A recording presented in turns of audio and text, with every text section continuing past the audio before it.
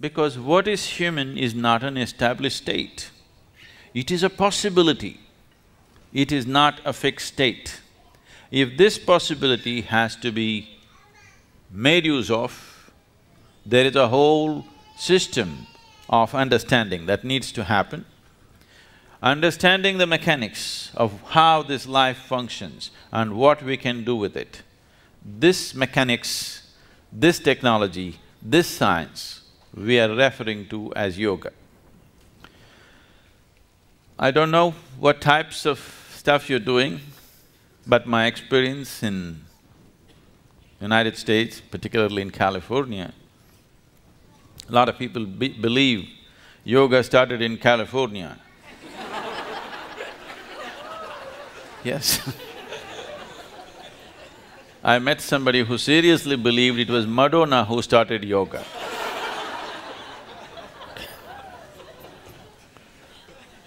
Yes.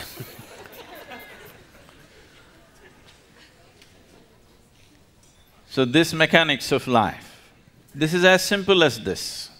I'm sure almost all of you are carrying an instrument, some kind of electronic instrument, a phone at least.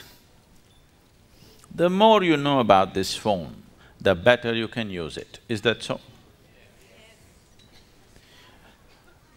Last year, the cell phone companies in made a survey. India is the largest growing market for telecommunications right now. Every month we are adding about 5.5 million cell phones. Okay. In a year, about 60 million cell phones are being added to the service, because everybody is having 3, 4, 5 these days. They made a survey. That's the second one, you haven't heard the first one.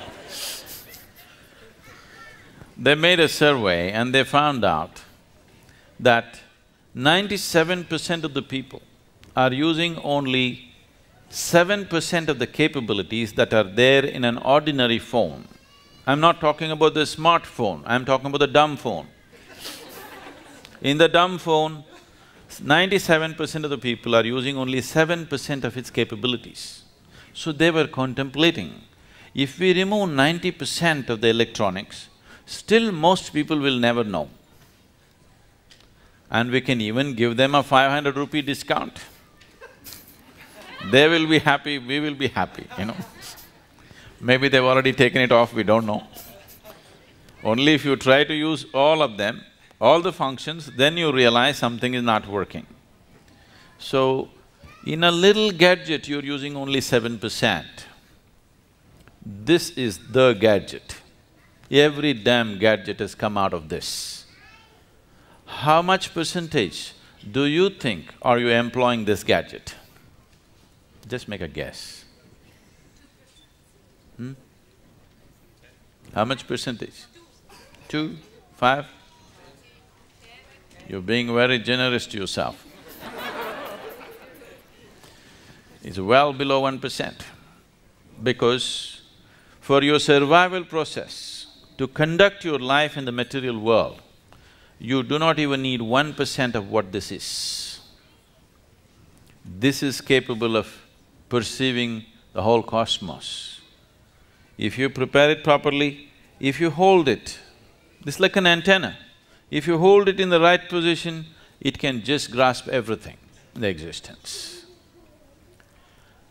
It is just that we are doing all kinds of things with it, because right now, our whole perception of life is limited to the physical nature of the existence.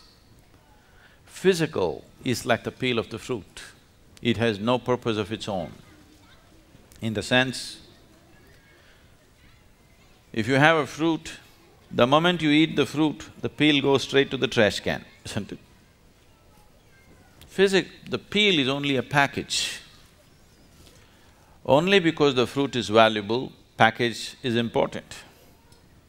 Right now as you sit here, this body is very important.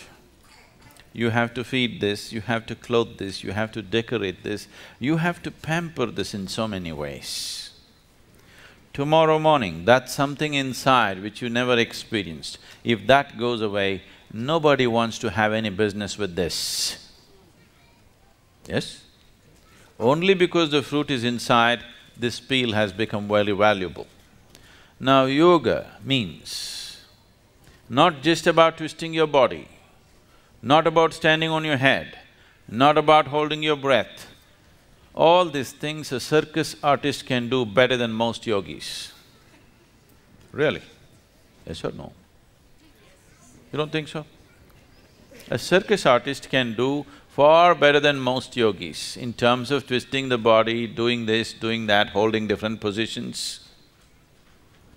That is not the purpose of yoga. Unfortunately, if you utter the word yoga, people think you have to be in some impossible posture. Yoga is not about postures. It is just a minuscule aspect of yoga. Yoga means, in your experience, everything has become one. The word yog means union. What is the union? What can unite with what? As you sit here, your idea and your sense and your experience of who you are is very strong. You're here as an individual. But what the trees are exhaling right now, you're inhaling.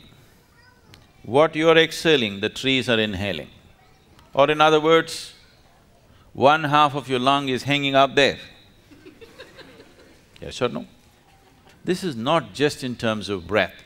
Today, modern physics is proving to you that as you sit here, every subatomic particle in your body is in constant transaction with everything else in the existence. If this transaction stops, you will cease to exist. So yoga means to know it by experience. Modern science is proving to you the whole existence is just one energy.